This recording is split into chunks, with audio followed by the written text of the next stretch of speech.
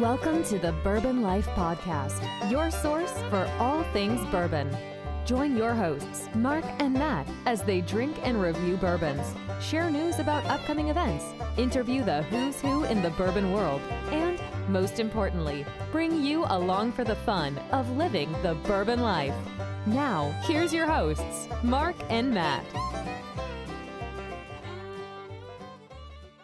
All right, everybody, welcome back for another episode of the Bourbon Life Podcast. I'm your host, Mark, and with me here, live in the new year, is my good friend, my beanie-wearing buddy, Matt. Hey, Matt, welcome back, man. Hey, Mark, thank you. It's been a bit, hasn't it? It's been a hot minute or two. Yeah. We were just talking about that off camera earlier, that it's been almost a month since we've recorded together, and our technical skills had obviously waned over the last 4 weeks because we had a difficult time getting everything gracious, did we ever going Holy tonight. Smokes. But our guests were gracious and sat tight with us, so we appreciate that. But Yeah, per usual, the guests got everything right. Yeah, exactly right. Yeah, we were the good. guests were timely. The guests were on. The guests were ready to go, and you and I are still trying to figure out our technology. So that's just the way it is. But well, we are the Bourbon Life Podcast, of course. So we appreciate all of our sponsors. We appreciate all you guys checking us out and listening every week. This is our 6th season, so we're really excited about that. We had no idea back in February 2020 when we started this show around my kitchen island that we would be continuing this now in January of 2025. So this is really exciting for us. We're happy to be back for our new season 6 here. We got some great guests lined up here tonight. We're really excited about that. Matt and I are both doing dry January. I'm sure quite a few of you out there are doing dry January as well. So we are going to be tasting, but we are going to be swishing and spitting, unfortunately. But we'll still be providing our tasting notes for everybody so they can know what we pick up on this, or Matt will be, because Matt's a genius at those tasting notes. So, not true. But with that said, Matt, you want to tell everybody who we have with us tonight, man? Absolutely. First off, I can't believe this is season 6. Holy smokes. Season 6, Matt. I know, when did that happen? All right. But kicking off season 6, we are so pleasured and so happy to have with us Eric LeGrand and Brian Axelrod, co-founders of Eric LeGrand Bourbon. Gentlemen, welcome onto the Bourbon Life Podcast. Appreciate you having us on. Yeah, thanks for having us. Yeah, thank you guys, and thanks for your patience already. We navigated our technical difficulties, man. We really appreciate that. So I'm excited about this show, man. We've been working on this for a little while. We had it scheduled before and then had a conflict there. But I'm really excited to have you guys on the show. This is going to be great. Really looking forward to hearing your story. But what we'll do first, we'll start with what we're going to be drinking. We've got 2 different expressions that you guys so kindly sent us. This is the Eric LeGrand Kentucky Straight Bourbon. So it's not a small batch, but it's a whiskey that's comprised of multiple barrels. Obviously, it's not a single barrel. We'll be drinking a single barrel later, but this is the Eric LeGrand Kentucky Straight Bourbon. This comes in at 88 proof, if I remember correctly. Correct. Yeah, and I think this is a little over. Is it 2 years old? Is that right? A little over 2. Correct. Okay. And if you guys want to, just tell us about the bourbon. Tell us about this particular expression itself. If you want to give us some numbers and information about that, that'd be great. Yeah, usually I let Eric start because I always test him to see how much he's learning, how much he knows. I've learned a lot now from Brian. I'll tell you what, we are very transparent. Like, I'm obviously new to the game. Brian has been in this business for a very long time, so I love to pick up little tidbits from Brian all along the journey. And I always start off with when we were first started the brand and sampling it and trying to figure out what we were going to do as we were compiling investors to be a part of our company. And Brian was like, just be patient, be patient, be patient. I'm like, well, we're selling a dream and we don't have any liquid. And he was like, be patient with it. And obviously we were able to partner up with Bardstown when we went to a deep in Diamo and working with Green River Distillery, and Bardstown obviously acquired them. So they were sent us some samples, and I'll never forget, it came in at 115 proof. And being new to the category before, obviously, I'm like, okay, I hope this doesn't burn my face off. As I take a sip of it. And we were at my coffee shop, and I take a sip of it, and it went down smooth. And I'm like, whoa, let me get a little bit more of that. I tried it again, and I was like, you know what? I think we got something here. And obviously the rest of our group got to try it. And then I mean, that was our first, our first way to be introduced to the bourbon category with our first item option that we were going to have. And I'll let Brian get into more of the details of the mash bill and whatnot, but it was exciting for me to try. I like it. Very A nice. guy that's drinking at the coffee shop. That's what. After hours, come on now. Actually, no, we were actually open at that time. No, that was during. We were actually open Yeah. at that time. Yeah. So Eric, I got a question for you, man. Did because I've seen those actually I got one for Christmas that on the back of the coffee mug it says this may actually contain bourbon. So do you have one of those so everybody knows that? I'm waiting for us to collaborate with the bourbon coffee. That I'll do a whole lot of production with little fun stuff like that. Oh yeah, Brian, go ahead and jump in, man, and tell us. Yes. I have a long history in the business. I started as a sales rep almost 20-something years ago. Worked with the big suppliers like Bacardi. I had a 3-year stint with Beam, which got my my love for bourbon. Then went to the celebrity space. I helped launch Douce Cognac with Jay-Z and his team. I was there for almost 6.5 years. Wow. Acquired Armand de Brignac, which is Ace of Spades champagne. So we did that. And then 2018, I left to partner with and work with a small little Irish whiskey called Proper Number 12 and launched that with Conor McGregor. So kind of a different celebrity than working with Eric. But we worked with that. We were partners with a little joint venture with Proximo, got acquired in 2021. And that was, obviously going through the COVID years. And I've been friends with Eric for over 10 years. I said, Eric, his injury was 13 years ago. I've been friends with him for 10, done a ton of stuff with him for his charity. I got involved with all his events and stuff. So we're friends first. And he called me one day and he's like, hey, I want to get into the liquor space. And I started laughing. I'm like, all right, yeah, you and everybody else. I'm like, stop reading all those headlines. More fail than make the Ryan Reynolds $600 million. Yeah. But I'm like, you know what? Let me sleep on it. And then the next day I called him. I'm like, listen, I always want to tell Eric's story, and I want to, help the charity and help him, help his family. I'm very close with not only his mom, his sister, then his extended family, his friend group. So any way to help him and change his future, I was like, okay. The only way I know how to do it is in the alcohol space. So I'm like, there's just one thing. I'm like, call the Christopher and Dana Reeve Foundation, which Eric will get more into, and if they're willing for us to get involved and do something with the charity, with the bourbon, or at that time I don't even think we were thinking bourbon, but let's if they're willing to let us work with them, then I think there's a story there. And then not only are we going to help you, but we can help other people fighting with spinal cord injuries along the way. He made the call. They said, yeah, no problem. And kind of the rest is history. We try to, if you see when we go through the bottle and all that stuff, we try to really bring a lot back to Eric and Eric's story. So this way the bottle can eventually lead to telling his story. So we donate $5.20 for every case we sell to the Christopher and Dana Reeve Foundation. And that's playing off of Eric's retired number 52 that he wore at Rutgers. Very, very cool, man. That's a great story. And then I'll tell you what, Eric, we're going to jump back to the bourbon real quick and we'll talk about the nose. We'll come back and talk about your story as well. Cool. And then, so Matt, let's talk about this. Now the mash bill, I think on this, it's 70 corn, 21 rye, 9% barley, I think. Is that right? You nailed it. Yep. That's it. Okay. Yeah. So a little bit higher rye. Matt, what do you pick up on the nose on this one, man?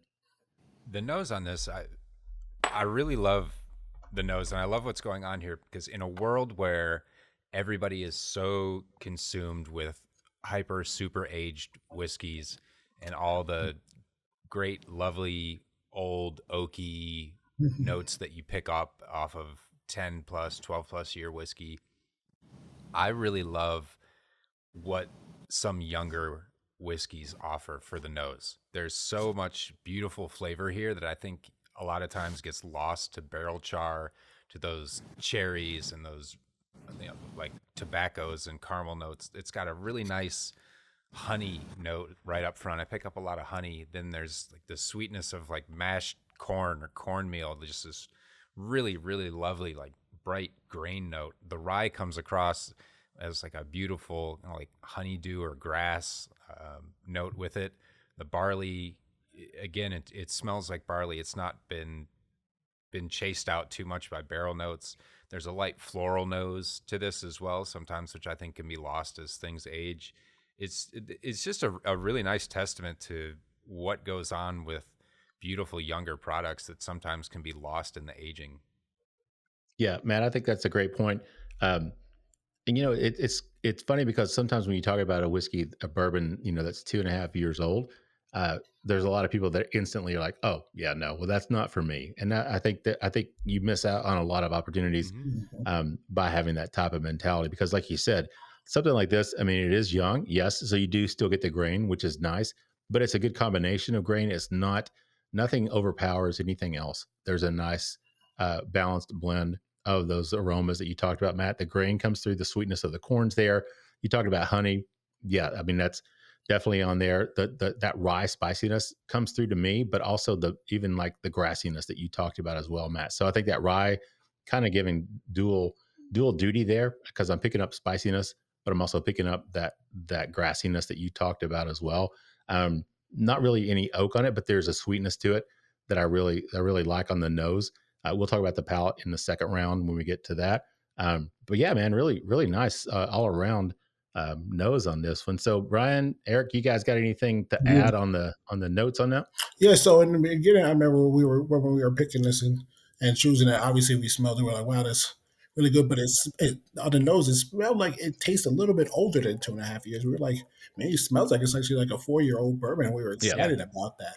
And we were like, you know what, if we can hit home and obviously purchase enough barrels and let it age as we bottle our 2.5 as we go into market, we're introducing it now to people that may not be bourbon drinkers, but now we're letting them try this stuff, and we proved it down to 88, so it's not going to light them up too much. So that's kind of where we were with that idea, and also wanted to make it respectable where the bourbon lovers like yourselves can respect the product, and that's kind of what our idea was when we introduced it to the market. Yeah. And be able to be a 2.5-year one that smelled, it tasted like a 4-year-old bourbon, but also proved it down to 88. So people can be well introduced to the category that may not be bourbon lovers. Sure.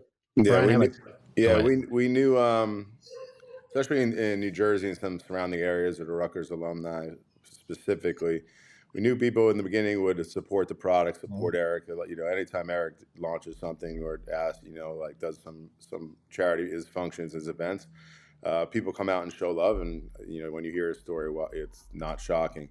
But what we wanted to do is, after when people tried it and they consumed it, like make this their go-to bourbon. Or if we go to bars and restaurants, they can mix it into cocktails, whether it be your traditional ones like your old fashions, or you get some people that are getting creative with it and doing some different things, especially coming the spring and summer months. So we wanted to make sure that this brand was around for a very long time. So we said, all right, let's have our base, our core product, proof it down to 88, and then this way we'll get into down the road, we'll get into the fun stuff that you can do in the bourbon or whiskey category. But let's first get something out there where whether you're at a tailgate or you're out in your backyard or where you're at a bar and restaurant, you can be comfortable drinking this product. And that's where it was important for me, using some of the relationships to go to Kentucky. Obviously you guys know there's other places you can go to try to source some whiskey. But I go back to my Beam days of like, if I'm going to do a whiskey, I'm going to do bourbon. I have to make some calls and find something from Kentucky. And we got blessed by, I guess we call it the bourbon gods. We had some great partners down in, through starting with Brindiamo, moving over to the Bardstown crew, and then dealing with the Green River. But they've been embraced us. They embraced our story. Eric got to go check out the facility in September. And we couldn't be more excited about the liquid that we have. Yeah, that's great. I mean, and Green River, we're big fans of Green River, what they're putting out down there. I mean, we were fans before Bardstown Bourbon and Pritzker, bought them out, and we're big fans of theirs even after that acquisition and the merger with Bard, or the buyout. The products they're putting out there, always consistent, always good. So you guys definitely got some winners here. I'm just curious, because on the nose, I didn't mention this, but you talked about it being 88 proof.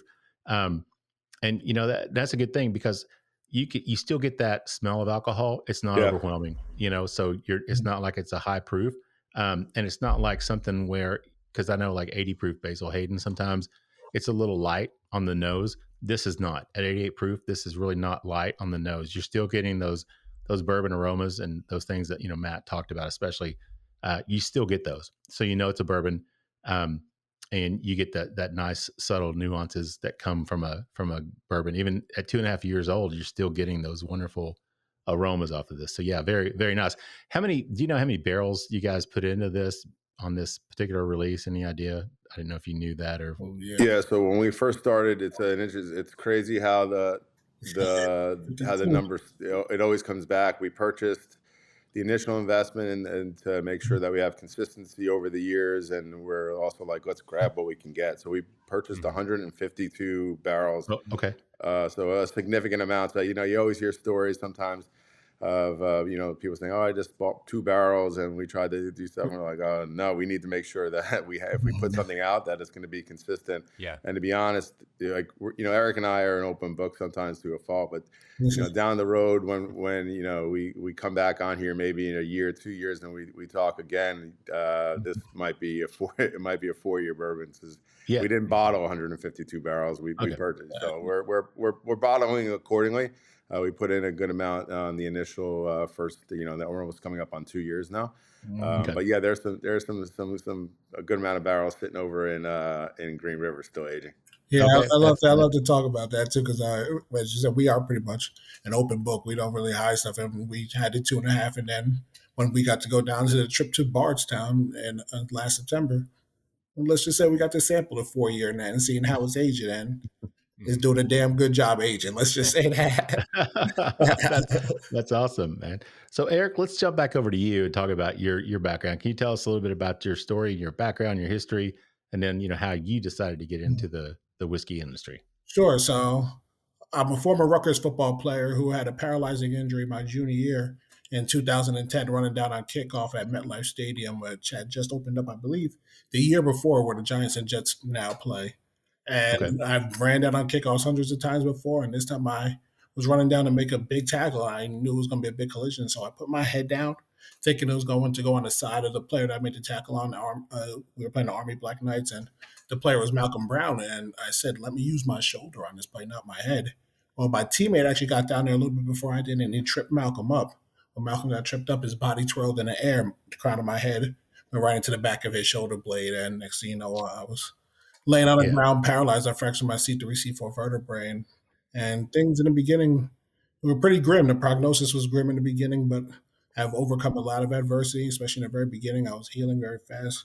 I say through the power of prayer, through the power of hard work and my determination, and just the support system of the millions upon millions of people of reaching out to me, I believe helped me get through those initial stages. And that led me to, what was I going to do now once I finally got myself healthy after the first few years, and what my new life was going to look like.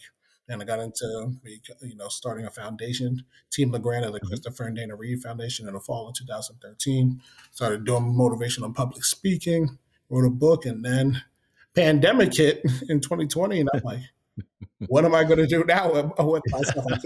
With a spinal cord injury, you have a lot of secondary complications. So I had to be extra careful and cautious when COVID was around because of my lung deficiency. So I had to make sure I was kind of tightened and staying inside. And then I remember just all these ideas were running through my head, and I opened up a coffee shop after I never had a cup of coffee. And I said I wanted to bring unity to the community with a daily cup of bleed, because I knew 85% of the world drinks coffee and they need it in the morning.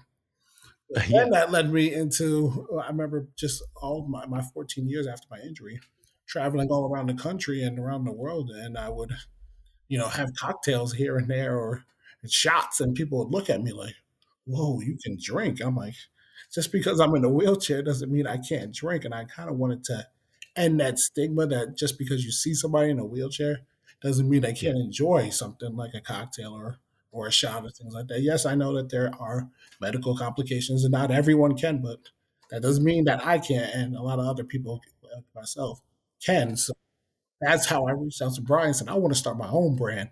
I want to end this stigma. I want to start my own business. And obviously Brian told you what happened from there. So that's how the whole journey came. Yeah. We came upon bourbon because, one, we both like it. And it's funny how I say how I got introduced to bourbon. And it was in my younger 20s, ripping shots of Jack. Like everyone else when I was 21, 22. You and Shabuzi. Yeah, ripping shots. Yeah, Jack Daniels got a history, that's for sure. And then went into my 30s, and then, some friends got introduced me to the makers, the Blantons of the world. I'm like, you know what? Right. This stuff is pretty good. And Brian and I said, we both enjoy it. It fits me, who I am, and my recovery. It takes time and patience to make bourbon. You can't make it overnight, just like my recovery. Nice. And it's something after a long, hard day of work, you raise your glass to it at the end of the night. So that's how we stumbled upon the bourbon category, and we have loved it ever since we joined. Yeah, well, that's a great story. And yes, I agree with you. Dry January, I started a new job at the first of this year, and I've wanted to have a drink of bourbon pretty much every night. Do it just to unwind and relax after a new job. But unfortunately, doing Dry January, it's like, yep, I'm going to have to wait a little bit longer. But no, I mean, that's a great story, man. And I think I love the analogy you made too. Your recovery and bourbon itself, that it takes time. And that takes patience. And it does. I mean, there's no question about it. So I appreciate you sharing that analogy with us. I really, really like that. So that's good. So you've been a bourbon drinker. Brian, were you a bourbon drinker before, or is this something kind of new to you? Or no, I could say going back to my Beam days, I fell in love with bourbon. But even they used to make fun of me when I was selling Douce for like 6.5 years. I would drink it like a bourbon. It was a cognac. But I just pretended it's a brown spirit, so it's close enough. Yeah. Because like I always say in the business, if you're not drinking your own product, then you can't ask anyone else to drink it. So I consumed 6 years a good amount of Tuesday cognac. Yeah, Eric was with me. He came to a bunch of Jay-Z, Beyonce concerts, so he was out there drinking it with me. But I was always drinking it the same way I was drinking it on the rocks. Neat. I would have some, like some. I wouldn't put old fashioned. That didn't work. But I tried to drink it as much as I could, like a bourbon. And then I always call my old boss from Beam now and then, and I always send them pictures. If they don't have my products, my go-to bourbon, I always grab Basil Hayden, just because it's if I'm out of it, I go for the low proof, so you can have more than just one when you're out and about. But I always send them a picture. I'm like, hey, I'm still showing love to the brand.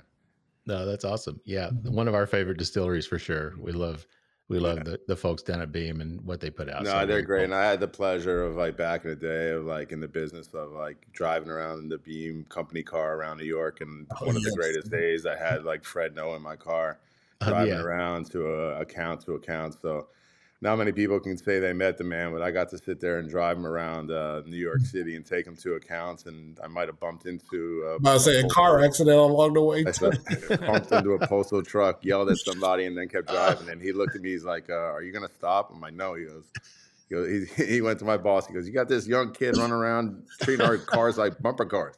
I'm like, it takes too much time to stop and get their information. We're good. Oh yeah, that's awesome though. Fred's a trip. Love him. He's so that's cool. That's awesome. Great. You get that relationship, guys. Well, man, believe it or not, we're already at the end of round one. That was really quick. That's kind of crazy how fast that went by. But why don't we take a quick break? We'll get a word from our sponsors. And then we'll come back with more with Eric LeGrand and Brian Axelrod with Eric LeGrand Bourbon in just a minute. Three Chord's line of whiskeys embody the spirit of creativity. The whiskey is a true collaboration between producer and composer Neil Giraldo and master blender distiller Ari Sussman. The Three Chord team of expert blenders, coopers, and sensory professionals have developed a multi-step process they call Perfectly Tuned Taste. This process begins by carefully selecting the finest bourbon and rye whiskeys from Kentucky, Tennessee, and Indiana, and then blending them together. Find out more about the whiskeys and distribution in your area at www.threechordbourbon.com. All right, everybody, welcome back for round two of the Bourbon Life Podcast. I'm your host, Mark, and with me here tonight, live in the Bourbon Life Studios, episode number 3 of season 6. It's my good buddy, Matt. Matt, welcome back, man. Episode 3, I can't believe it. I haven't even been here for episodes 1 and 2, so it's... Neither was I, Matt. I just reused a couple of old episodes. Yeah, funny how that works. Funny how that works at the beginning of the year, man. Right. With the holidays and a new job, it was just one of those things. I had to do what I could do, man. So absolutely, I was a little out of commission. Hey, cannot tell you how glad I am to be back here. Season 6, episode 3. Doesn't matter what season or episode it is. I'm just happy to be back on the Bourbon Life podcast. For sure. Well, we're happy everybody's here listening, checking this out. This is a great episode. We're having a lot of fun. been looking forward to doing this one for the last couple of months, and glad we finally got it on the books and able to get it worked out. And of course, we are the Bourbon Life Podcast. We appreciate all of our sponsors, everything they do for us. Can bring you guys this show each week with our great guests like we do. So thank you to all of our sponsors for always being there for us and helping us out. Matt, with that said, man, you want to tell everybody who we have with us tonight? Absolutely. We are so glad to have back with us for the second round of the Bourbon Life Podcast this morning, this afternoon, this evening, whenever it is you are getting your Bourbon Life fix on the co-founders of Eric LeGrand Bourbon, of course, Eric LeGrand, and also Brian Axelrod. Gentlemen, welcome on back to the Bourbon Life Podcast. Thank you. Guys. Yeah, thanks for not leaving. yeah, we're still here. I figured if you guys didn't leave in the first 15 minutes before we figured out all of our technical issues, I figured we're going to be doing okay tonight, man. So yeah, we waited a long time for this one, so we're happy to be here. Absolutely. Awesome. Well, we appreciate that, man. We like I said, we took about a month off and rehashed a few shows, and I started a new job and whatever holidays, man. It's just getting back in the groove, man. But it's great to be here. It's funny. Matt and I always talk about this because you can work, because we both work full-time jobs, and we come in and sometimes we're just kind of dragging a little bit after a work day and like, oh man, we're so tired. And then we start recording and it's like a brand new life, just like re-energized and excited. So we're really excited to be here with you guys tonight and sharing the story, not just of Eric, but also of your bourbon and your brand. So really looking forward to jumping back into that. And Matt, we probably should just go ahead and jump back in, talk about the palate and the finish. Yeah, let's jump back to the whiskey here. Yeah, the Eric LeGrand Kentucky Straight Bourbon, 88 proofer, 70-21-9 mash bill on this one. Little two and a half years old, right? 2.5. Yep. I think. Yeah. So yeah, Matt, what do you get on the palate and the finish on this one then? I pick up right on the front of the palate some of those grain notes that came through on the nose that were so lovely. I get like that cornbread really comes through for me. The honey, the sweetness from the corn comes across and leads into a nice spicy note, sort of that cinnamon, that ginger. I think we were talking about, Mark, you picked that up in some of the rye spice on the nose. I think carries through to me on the palate. That cinnamon, that ginger, almost it's like some subtle heat coming across there. Then there is a nice little play of the oak, so some barrel char coming through at 2.5 years in the barrel. There's definitely some influence on it. And the finish for me, I get a really nice sweetness, like a green apple, kind of a tart, crisp finish that really finishes well on the tongue. I think the proofing on this one is done really well at 88 proof. Sometimes younger products at a little bit higher proof can just really burn out with a lot of the alcohol, a lot of the ethanol in them. And so I think proofing this one down, you don't lose any flavor. If anything, I think it opens up a lot of those really nice, really lovely grain and mash notes come across from the mash bill, while also not just absolutely burning out the palate. So I think it's really, really, really nice. Yeah, I agree, Matt. The thing, I think the first thing that surprised me was the fact that it's 88 proof, but I think it drinks higher than that. And I think that goes to that 21% rye. That spice came through on the nose, and it definitely shows up on the palate. Like you said, you get that initial taste of that corn sweetness that you talked about, even some of that honey that you'd mentioned before. Mm-hmm. And then within just a few seconds, that rye really jumps in there and lets you know that it's there. Cinnamon, I like that note. Very, very cinnamon flavored, like one of those Brock's, those cinnamon candies, those little red discs that you used to have when I was a kid. I used to eat those. Mm. You pop those in, you get that sweetness, but then you get that really that hot spiciness of that cinnamon. So really like that. And that really continues to me on the palate. You get that combination of sweet, but you also get that combination, that spice that's with it. So very, very nice. And it lingers for quite a while. So again, at 2.5 years, I'm surprised. I really am. I'm pleasantly surprised. I didn't anticipate that. So, Eric, I think you said earlier that to you guys, it drank older. It knows and drank older when you got the samples. And I would agree with that 100%, that this definitely noses, but also taste older than a 2.5-year-old bourbon for sure. Yeah, man. As you mentioned before, at being 2.5 years old, sometimes you're making it that higher proof and it burns out those flavors. And when I tasted it, it definitely did not burn out those flavors that you had all mentioned just now. So that was just Yeah. something big that we enjoyed the taste. And as you, obviously, you guys are doing the dry January, but what do you do? Swallow. You sit there, you taste, you're like, and then it hits you. You obviously feel that spice on the back end, but it doesn't burn you where you're like, I can't drink anymore. It's like I can only have Right. one, but I can drink multiple of, and that was the whole goal of that 88 proof that Yeah. Brian came up with when we said we wanted to do that. Yeah, very nice. Brian, what about you? Anything else in terms of the palate and the finish on this that stands out with Yeah, you? like I sit and I love hearing like all the different like people review it and they have all their tastes. Cause like sometimes you'll hear people say like in this one I'll get some some cream corn on the taste and on the finish. And I'm like, okay, I get it. The what we like most is the reaction that you guys have, the surprise, because if you go back to from the brand creation of like people are surprised like, wait, Eric, you have a bourbon, like, wait, you have a bourbon, and then the whole you can drink type of thing, but they're shocked to find out that he has a bourbon, and then when they try it, they're like there's another shock wave of like, wait, this is not just putting your name on a bottle, this is this is real liquid in there. And then the reviews that we've gotten over the past 2 years have proven that. They're like, wait, this is not some just gimmick product. It's a marketing thing. I lead always with like, Eric and I are friends. I didn't call him up and be like, hey, I think we can make a brand off your name.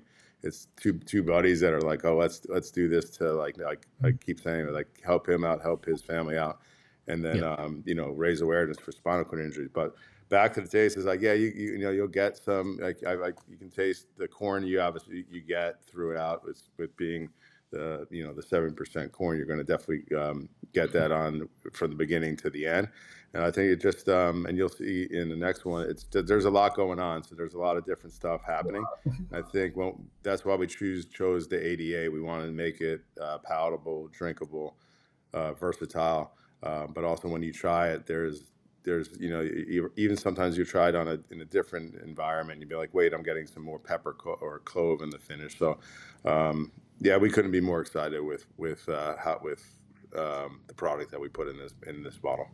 Yeah, and the thing, sitting here tasting it again, with that spice that sticks out. Usually when I make an old fashioned, I usually shoot to get a rye whiskey, just because I like the spice of the rye to cut through the sugar. Because a lot of times when you get a bourbon, you get so much of that sweetness from the corn that it kind of blends in with the sweetness from the sugar, the orange or cherry, whatever else you put in there. But this has that nice, really spicy rye punch to it. So I think this would stand up really well in an old fashioned.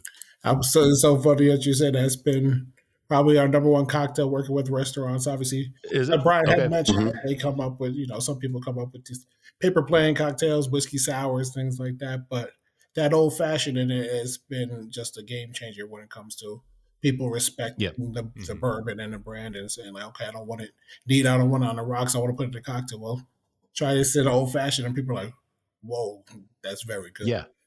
Yeah. And that's the thing I like, because you can drink this neat. I could drink this neat. I'd be happy to drink this neat.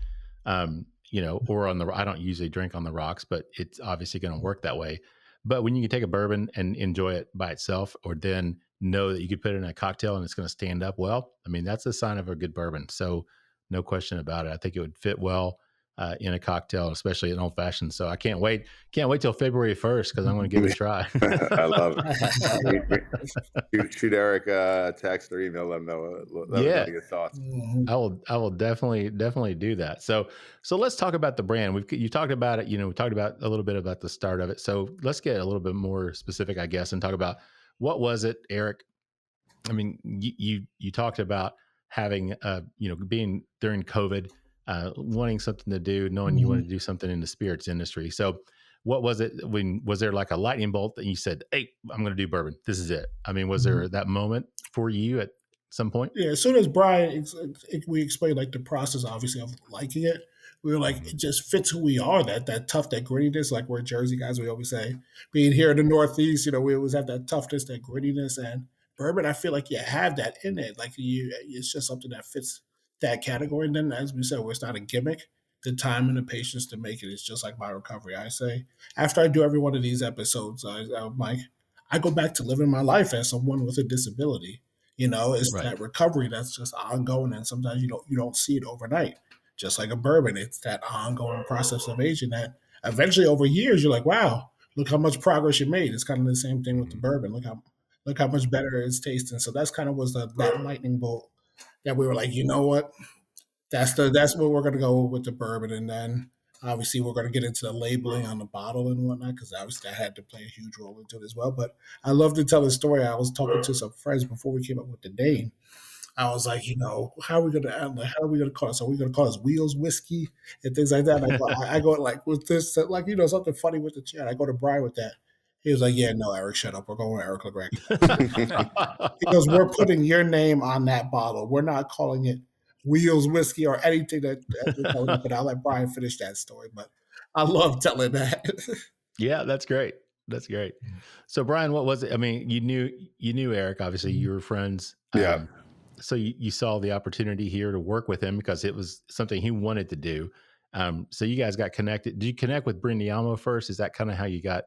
We were kind of all over the place. So obviously having connections in the industry, we were able to call around and in the beginning, how it all started. I used some tricks from some other brands. You see some other celebrities do it. They'll post a picture of like them smelling a ball, like a glass, and then it starts to like that's how they'll either launch their brand or get creative with like trying to find products. So.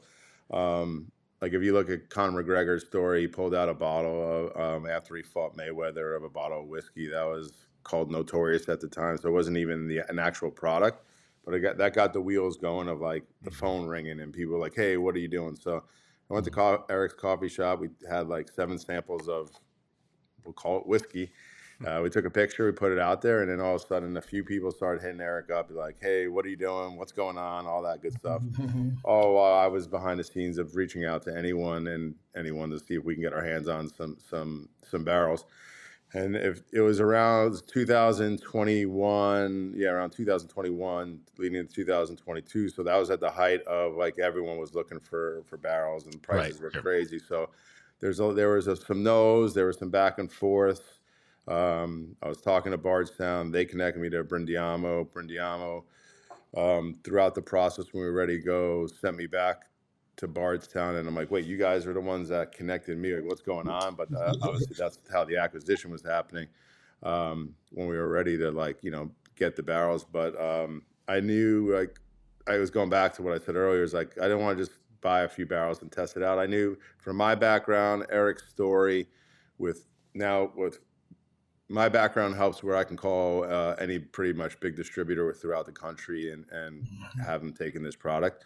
By choice, we're only in a select few markets, but that's by choice, so we can really focus on where we're at. It's not easy, obviously, to move Eric around. So I want to make sure that if there's accounts that show support, show love, that we can eventually get to them.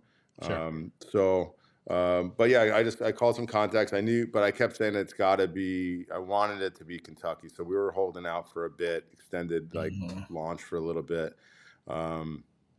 Just because I wanted to find some Kentucky liquid. Brindiamo, being the broker that has ties to Bardstown, was a godsend. They were great to help us launch this product.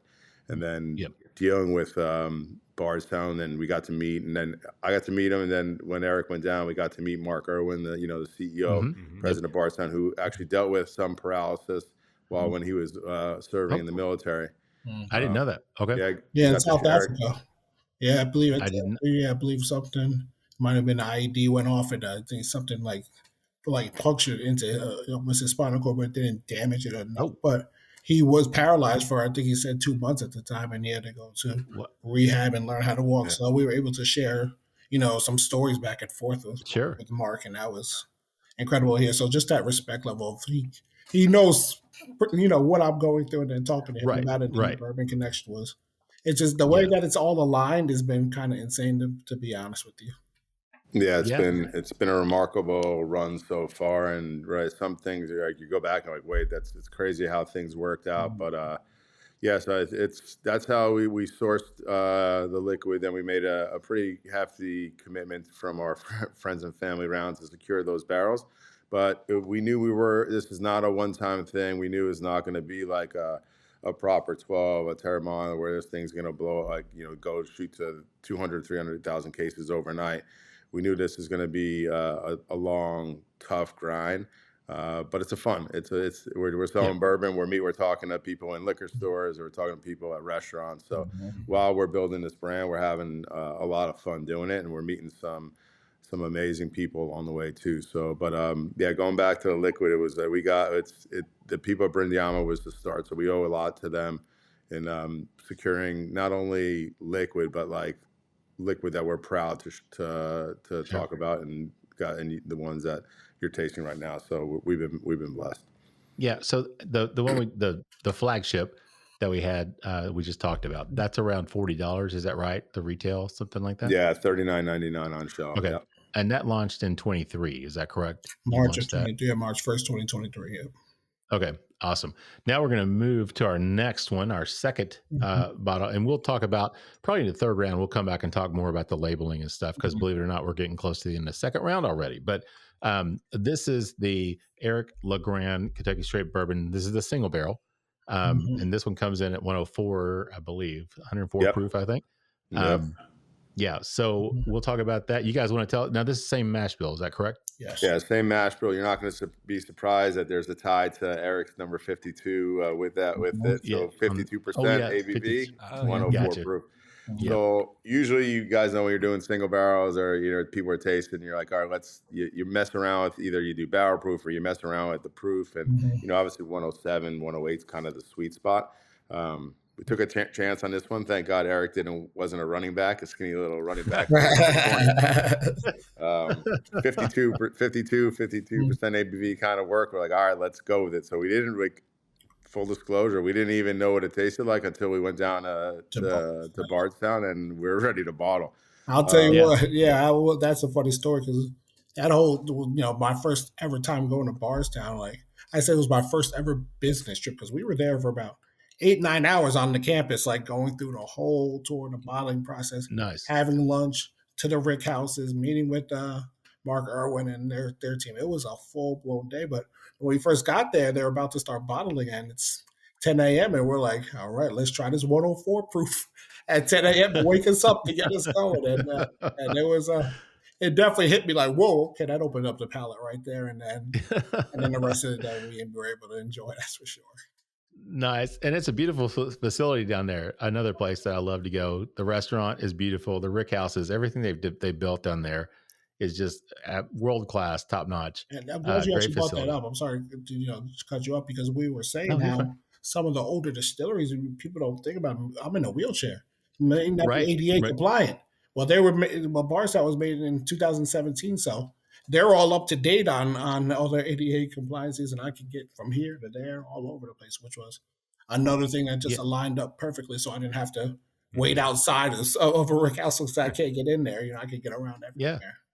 And I'm glad you brought that up, because honestly, that's not something that I think most people would think about in their just regular day-to-day activities. You don't think about that, right? So, but I'm glad you brought that up, and that's good to know. I mean, it's something to consider, obviously, moving forward, because a lot of these distilleries are doing renovations, they're doing expansions. And I think, they need to be, I think it's a good thought process for them to be more in tune with that, to understand it. Eric was able to see the whole the entire process. He was able to move around, and you guys have been to a lot of distilleries. Like you're not going up, you're not going down. Like that facility is made for anyone, and that's it. I was upstairs. I was on like the railings and everything, driving around, looking at the whole process. And I always forget the name of it. When we went into that room, Brian, it was about 150 degrees, and we tried that. Is it before they put it into the barrel? Is it called White Dog or Dog? White Dog.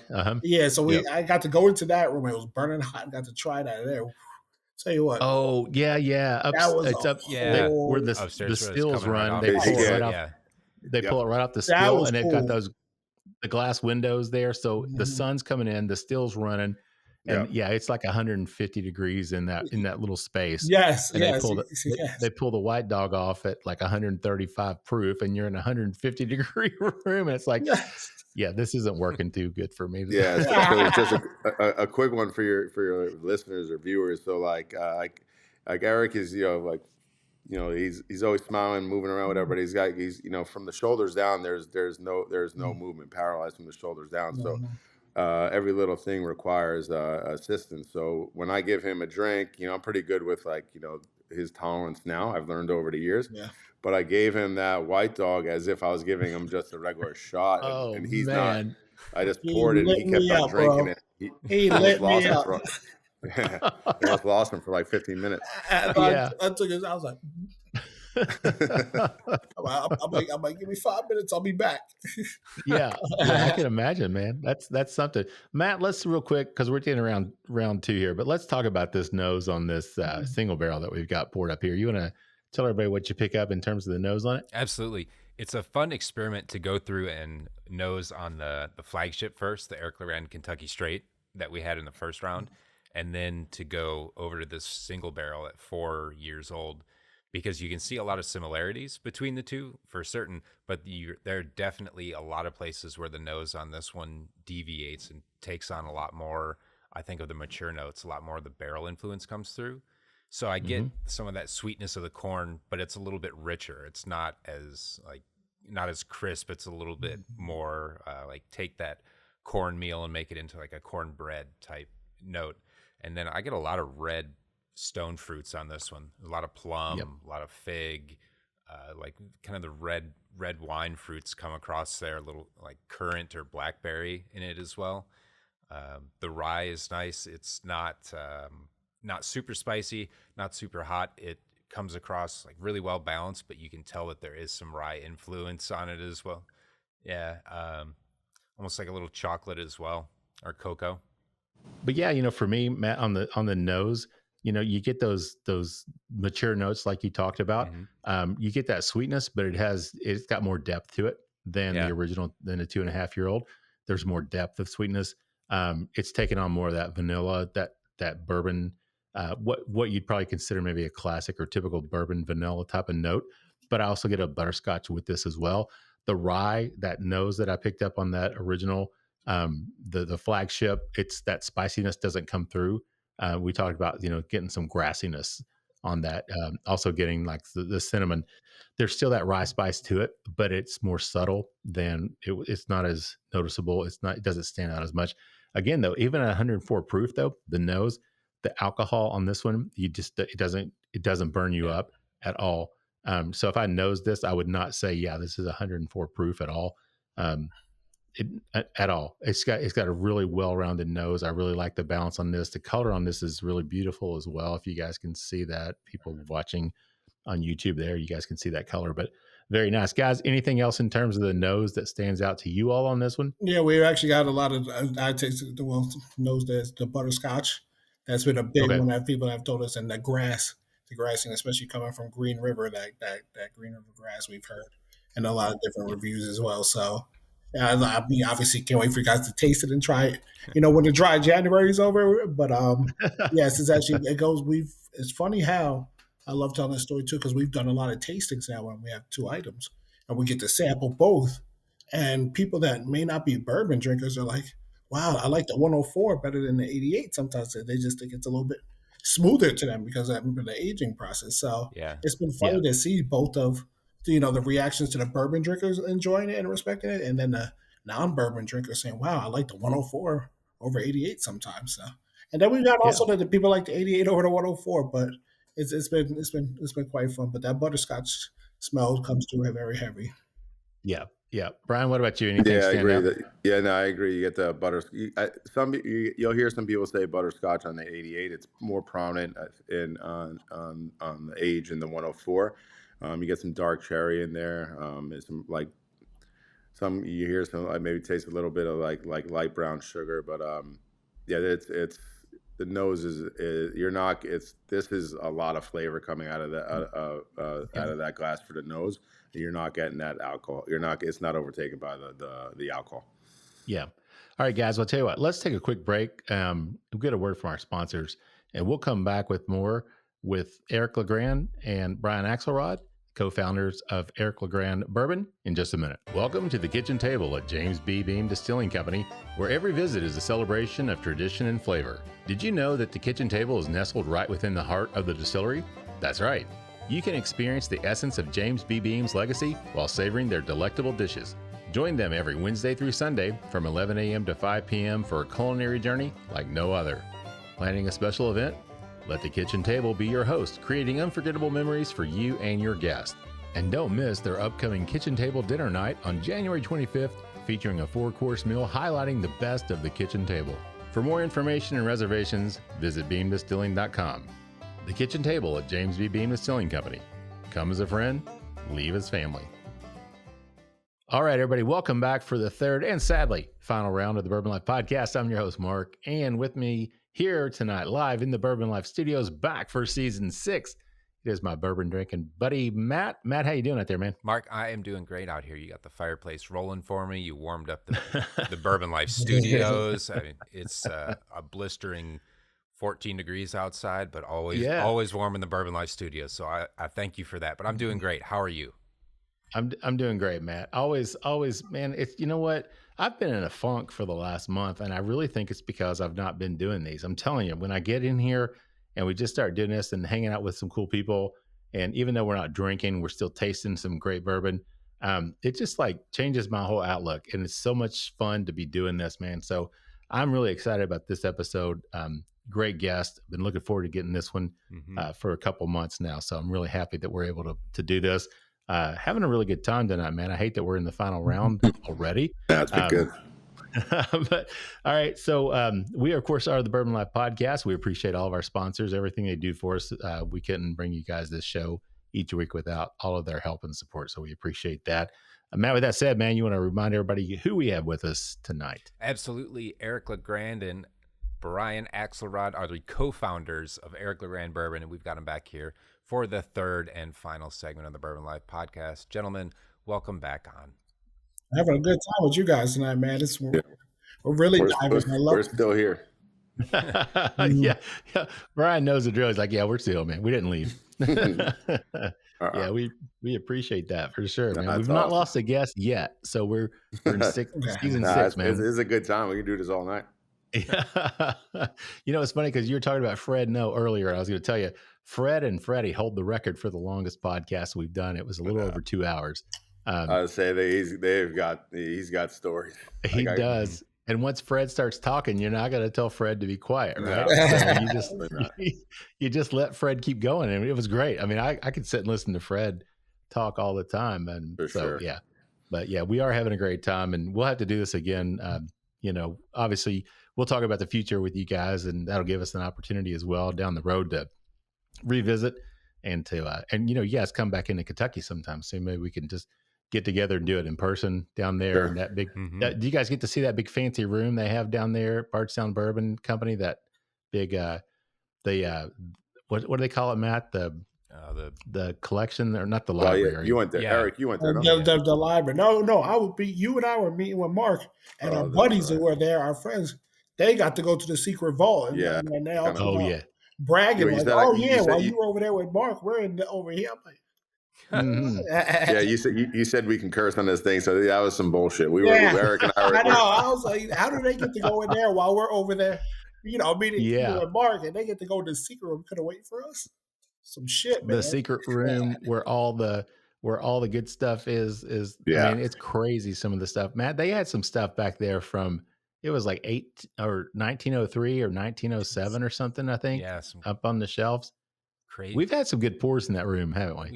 We've been very, very, very fortunate. You guys are just rubbing it in on us too. Next time I'm going to that room. Next time, you guys. Next time you come down, man, we'll get together with you guys and maybe we'll record another episode and we can hang out in that room and see if they'll treat us to a pour off of one of those decent bottles they got.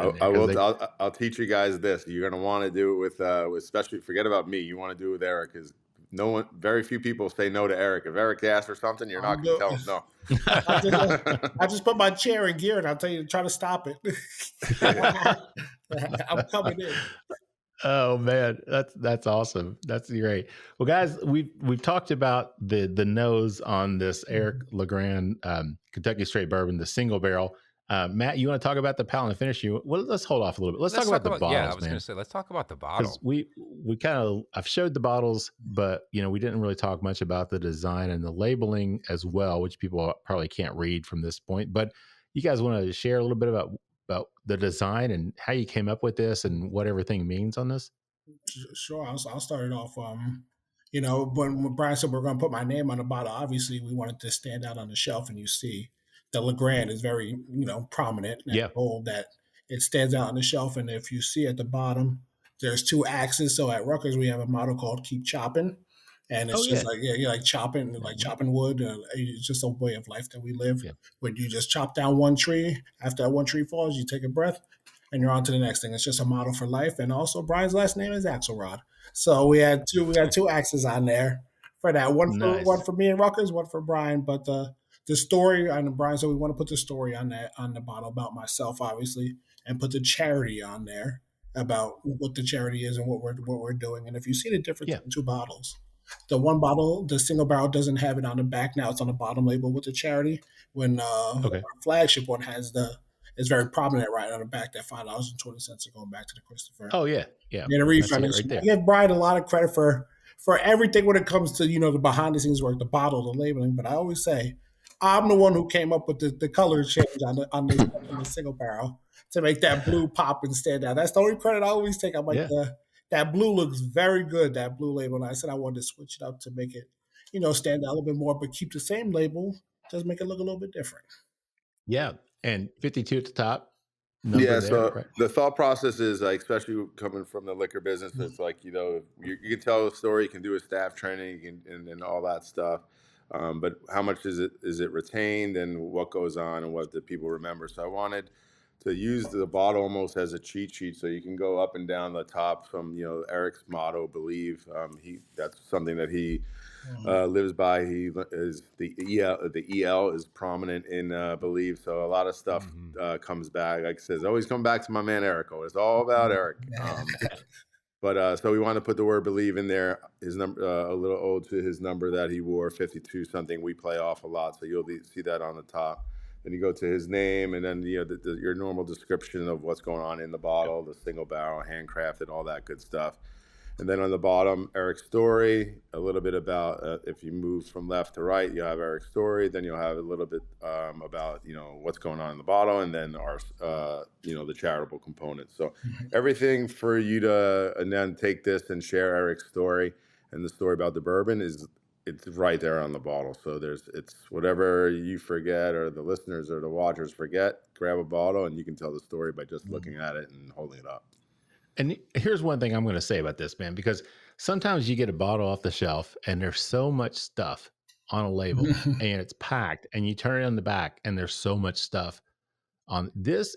I'm a minimalist, man. So I love, clean, sharp looking labels, anything in life. I mean, I want it to be uncluttered. And to me, this just stands out, not to mention you got a freaking great last name, right? For a bourbon. I mean, come on, LeGrand. Everyone say my last name. It's great. You gotta use it on everything. And we say you put that shit on everything, like hot sauce. Put that name on everything. Yeah, right. No doubt, man. But no, I love it because the bottle design, the labeling, everything is, like you said, Brian, you get the information, you've got it on there, but it's done in such a way that it's not like just absolutely overwhelming. Everything. I appreciate that. Yeah. And I think if having been playing in the bourbon world for a while and just staring at bottles my entire life on the back bar, I wanted to make sure that this bottle, when you put it in that category, in the bourbon category, it looked like it belonged. We weren't trying to do, like, you keep saying that, we didn't want it to be a gimmick. We didn't want it to, stand out and be like, what's that wild bottle? And then, but we wanted to be like, oh wait, that's a bourbon bottle. That can sit up against some of the greats, or the brands that have been around for the longest time, and we can sit right next to them, and it makes sense. Yeah, it's still kind of crazy seeing my name up there next to the, depending on which liquor store it's at, next to, the Evan Williams and the Jack Daniels, Elijah Craig's, and you see my name, Eric LeGrand, next to those bottles. Obviously they've been around for years upon years, but it's kind of like a surreal feeling. Well, you mentioned crazy, so let's follow up on that. So when you decided that you were gonna do this, I'm sure you had to talk to your family and friends and let everybody know. What was the response? Was it, man, you're crazy, or man, this is awesome? Well, my family friends, they know me. I'm not really afraid of anything, so I throw stuff at them all the time. My family, they're not the biggest drinkers, so when I told them I was going to do this, they're like, "Well, what do you know about it?" I'm like, "Well, I'm gonna learn. I'm gonna learn a whole lot about it." And I got somebody that I'm going to learn from, obviously with Brian and my family. They support me in any way. They may not drink the product as much as I do, but I'll Right. tell you what, my friends drink enough. My friends, our friends and the investors that we got behind us, Brian said we wanted to build this organically and use our family and friends to be a part of this journey with us. And there's a group of 14 of us that I'm in a group message with that we've known since we were all about between 5 to 10 years old. And to say that majority of them show up to pretty much every event that we do, every showing, Nice. tasting, and whatnot. And when they're going out and about to their families, guess what they're bringing? Bottles of the bourbon. It's funny hearing them talking about. So like, Eric, you got to let us know when the 2.5 years are running out or the single barrel's running out because we got to stock up because once it's gone, it's gone. And we need to have our collection, as long as this thing is going to go for us. So it's fun to see how they have been supportive in many ways. And we're all that's great. on this journey together. That's awesome, man. And I think most of them, specifically Eric's mom, she's just happy we're doing this, so I get to drive him around now, and she gets him alone. She gets a break. I got a new driver of the van. They're like, all right, Brian, you take him. Because all the coffee stuff and whatnot, my mom definitely handles all that with me. But the bourbon, she's like, all right, get out of here. Like, go. Yeah. That's great. Well, Matt, let's talk about the palate and the finish on this one here. What do you pick up in terms of the palate on this one? So I mentioned on the nose that I picked up a lot of stone fruit. I think there's a sweetness that comes right on the front of the palate, and also that stone fruit really comes through to me, almost like Fig Newton type cookie. Like it's got that fig, that sweetness. There's almost like a little bit of a cookie crackery type sweetness, baked sweetness that comes along with it as well. And those really nice, like dark stone fruits, figs, plum, just like really well. A lot of those like deep fruits that you would pick up from a really old bourbon or an older bourbon. Then some of the cinnamon comes through. There's a sweetness, and also that leads into the rye heat as well, like kind of snickerdoodle sweetness, cinnamon sugar. Then really comes into some rye heat, rye spice as well. There's the sweetness, caramel comes across, a little barrel char.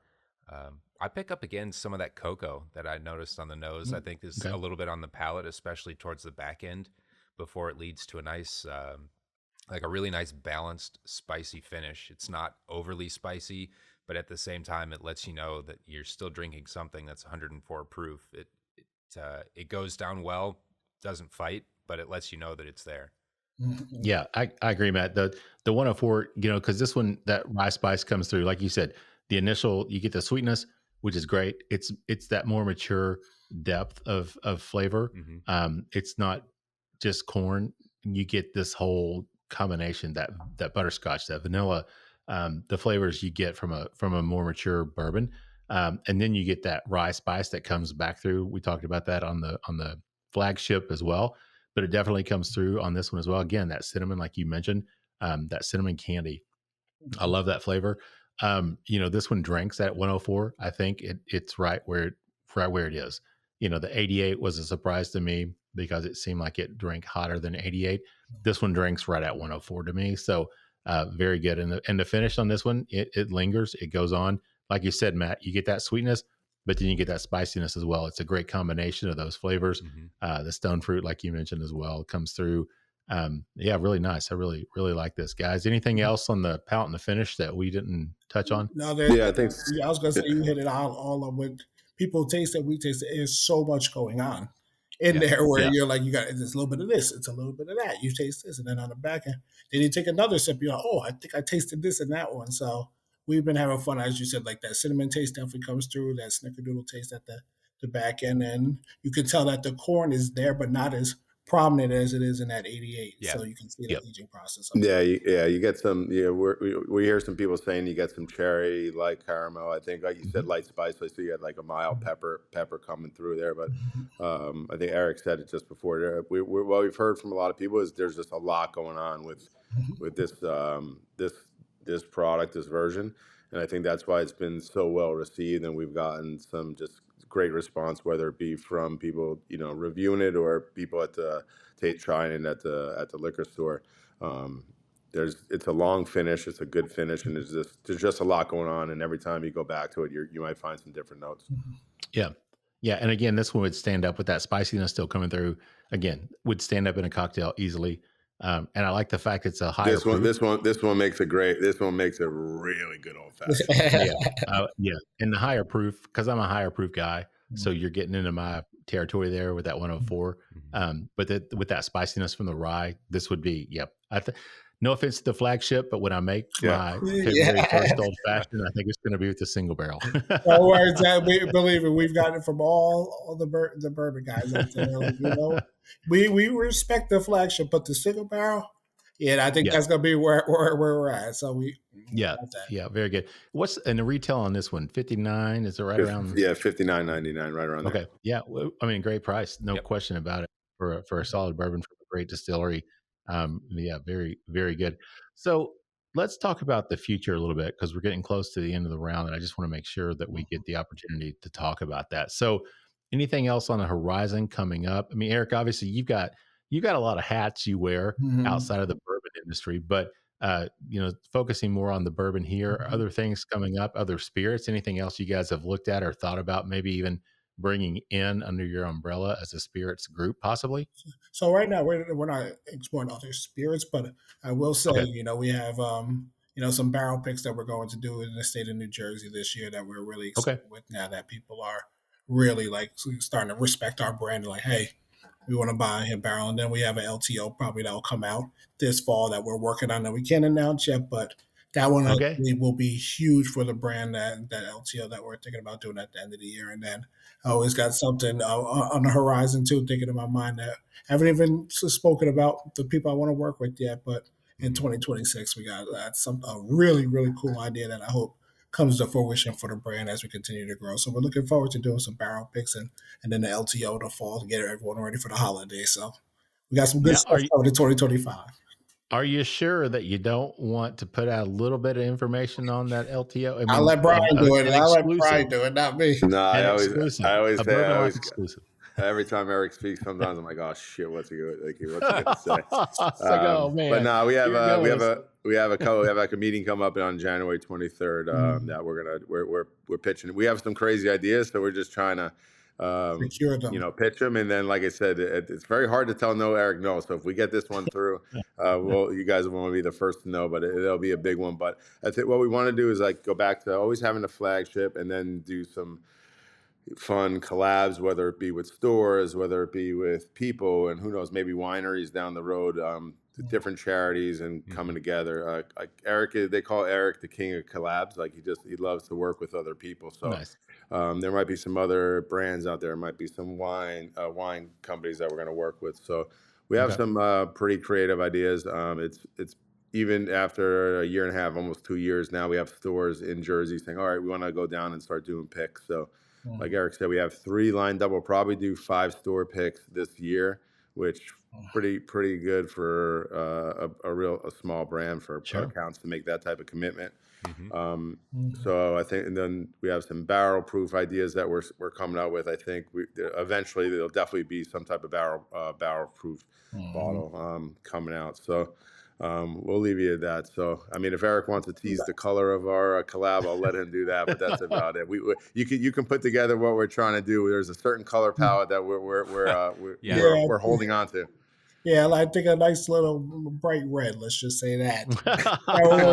But I will say too, that also the category is very versatile. So we've also been able to work with food companies, making bourbon barbecue sauces and things of that throughout the state. Oh wow! Okay. Yeah. I said, we're trying to do any way we can get the brand out there. We have a deli making a sandwich. Of course, it's got Eric's name on it. Insane. LeGrand barbecues. It's like grilled chicken, like apple smoked bacon with the LeGrand barbecue sauce sprinkled all over. And then we have this company called Eat Clean Bro, where they did a barbecue chicken with the sauce, and then put it over some rice and broccoli, and people just get introduced to the category. No, I think that's great, man. Obviously, you guys are thinking it through and figuring other ways to to spread the word, man. So that's awesome. So I always like to ask our guests, I mean, what so far on this journey has been your favorite part? Eric, what would you say, if you can say one thing, is there anything you could point to say it's been your favorite part so far? Easily, as much as I get to see my friends and enjoy it over a glass of bourbon now. Like before, we would see each other, here and there. Everyone's busy with their lives. But when you have events going on and you're putting on tastings and you're doing happy hours, we all get together and just to laugh. And Brian's a part of our crew now. So you get to see a bunch of us, how we get together. And I'll tell you what, man, it's fun. It is so much fun. Enjoying bourbon with your friends out at a bar, out at a restaurant, out at a tasting, and just sitting there cracking jokes and making memories. I said, that's what I live for. I live for the memories. And we're being able to do that and brought them down to the distillery and everything. So that's my favorite part. Very cool. Brian, what about you? First I want to say I am in his friend group and they come to all events, but I'm not in this group chat yet. So I got to talk. We have a dinner tomorrow. That group chat is dangerous. I'm telling you, that thing is dangerous. Yeah, we have a dinner tomorrow, so I'm going to bring it up. But now my favorite thing is being in this business for 20 plus years. It's pretty. There's nothing better when you go to a bar or liquor store, and I'm partial to the bar. I'm not going to lie. And you look at that back bar, and you see a bottle that you worked so hard on, and the sweat and the stress and the emails and the text and all that went into it. But to see that bottle sitting in that back bar, and you say, "Hey, I want to get can I get a LeGrand on the rocks?" And they go grab that bottle and they pour you the drink. There is no better feeling than that. I will say, though, it was pretty badass to bring Eric down to. I told him it's going to be crazy. Like you're going to go to the distillery. You're going to go do all this stuff. I go, but once you're on the bottling line and you see hundreds upon thousands of bottles like on that line with your name on it and what you created and starting to come together, that's might be the coolest feeling you'll ever feel in your life. I know the people that are sitting there to the hard work. I'll tell you what. Making sure that the labels are right, perfectly measured on that. Yeah, bottle. right. They take their job very, very seriously. Just to see that process that Brian said, though, as you watch the bottle get filled up, then you see it. You obviously get the cork on the tape, and then the label and the size, and then it goes off to go into the box that it's going in. You're like, holy shit, that's mine. That's wow. awesome. Yeah. Yeah, very cool. So guys, where can people get more information about your brand, but then also where can they find your products? So you can go to our website, ericlegrandwhiskey.com. We are in 4 states right now. We're heavily involved, obviously, in New Jersey, New York, Massachusetts, and Kentucky. And we're able to ship throughout the country to the states to obviously allow you to ship it. And on the social media, at LeGrand Whiskey on Instagram, Twitter, Facebook. So you can find us with a quick Google search, pretty much all the information that you need. That's awesome. Well, yeah, thank you guys. Any final thoughts before we wrap it up here tonight? I think I'm good, but I'll tit over to Eric because he can also share his website of anyone looking to find out just more information about Eric and his story. For sure. But guys, thank you so much for having us. Thank you for giving us the opportunity to be on here trying our bourbons, and it's been we've been waiting a long time, but it was well worth the wait. This has been awesome. Awesome. I appreciate you guys having us on, and as you mentioned, the mission is still the mission, and that's our goal, to be able to live Christopher Reeve's dream, and that's a world of empty wheelchairs, and we're trying to do our part and write every case we sell that $5.20 check back to the foundation, and hopefully one day we'll be able to give the foundation the biggest check they ever received and do our job to help the 5.6 million Americans that are dealing with some sort of paralysis. And I know we're going to get there, and it's going to be through a bottle of bourbon, sharing it throughout the country and hopefully around the world one day. That's awesome. And now, Eric, you also have your own website outside of that. So you want to share that? Yep, ericlegrand52.com. You can find out information about myself, the bourbon, the coffee, my speak kit, and the foundation, all through ericlegrand52.com. Okay, awesome. Thanks for sharing that with us. Matt, final thoughts, man, before we get out of here tonight. Eric, Brian, thank you all for taking the time, sitting down with us, our listeners, talking about what you all have been doing. It's really been great to get to know you both, get to know your products, hear the mission, and see where you all are going. And I truly believe that there is nothing stopping you. Honestly, I'm excited to catch up with you all in a few years when we're a few more years down the road with some nice aged bourbon. Oh, yeah, we're gonna for sure. we're gonna be in that back room at Bardstown. Don't worry. Yeah, that's right. Yeah. I'm making it happen. It's not going to be a few years, Matt. It's going to be sometime This later summer, in 2025, this summer, man. A few months. when it's deal. not 14 degrees outside. That's exactly, yeah, no doubt, man. No doubt about that. Well, guys, thanks so much for joining us, and I appreciate you sticking with us at the beginning, because with our technical difficulties, man, it's always, you never know what you're going to get. So like a box of chocolates, right? So sometimes things work, sometimes they don't, but we push through, man. So I appreciate you guys hanging in there with us. Eric, thanks for sharing your story as well, man. Obviously very motivational, very inspiring. Still just love that analogy about talking about your recovery and the bourbon maturation creation process. I love that analogy. That's going to stick with me, man. So very cool. Appreciate you sharing that. Ryan, nice to meet you as well, man. Thanks for everything you're doing as well to help with this. You guys are doing some great products here. I'm really excited to have you guys with us, and glad to get to check in with you and get to know you guys, and look forward to hopefully getting able to meet you both in person sometime soon. Absolutely. Hang out and share a pour when we're out of dry January. We can drink. No doubt. That'll be a lot of fun. All right. Well, I'm going to wrap it up here, guys. We are the Bourbon Life Podcast. We appreciate you guys checking us out every week. And we appreciate all of our sponsors. Of course, we couldn't bring you this show with great guests like Brian and Eric each week without their support. So thank you to all of our sponsors. Thank you to our listeners. Like Matt always says, whatever time of day it is, morning, noon, or night, whenever it is you get your Bourbon Life fix, thank you for taking the time to check it out and listen to us. If you have any ideas, suggestions for the show, please feel free to reach out to us. You can find us on Instagram and Facebook at The Bourbon Life. You can also join our private Facebook group, The Bourbon Lifers. Love to have you guys in there. If you want to email us, shoot us an email at thebourbonlife@gmail.com. We'd love to hear your ideas. If you got any suggestions for stories or anything, we'd love to hear that. Don't forget our good friend, Big Mike, Big Chief, that's also doing the Whiskey Trip podcast. That comes out every Tuesday under our umbrella. He also has Instagram and Facebook as the Whiskey Trip. So be sure to check out his stuff. Give him a like and a follow, and listen to his podcast every Tuesday. With that said, guys, I'm going to wrap it up. Send us home with our tagline, which is, may your glasses always be full, and may you keep on living the bourbon life. Thank you for joining us for this week's episode of the Bourbon Life Podcast. Our mission at the Bourbon Life is simple: to share our passion for all things bourbon with you every week. And we'd really love to hear your thoughts on how we're doing. You can find us on Instagram and Facebook at The Bourbon Life. You can also contact us by email at thebourbonlife@gmail.com. And you can always find us on your favorite podcast platform. If you have a moment, we'd love it if you would rate us and give us a review. So until next week, we hope your glass is always full and that you keep on living the bourbon life.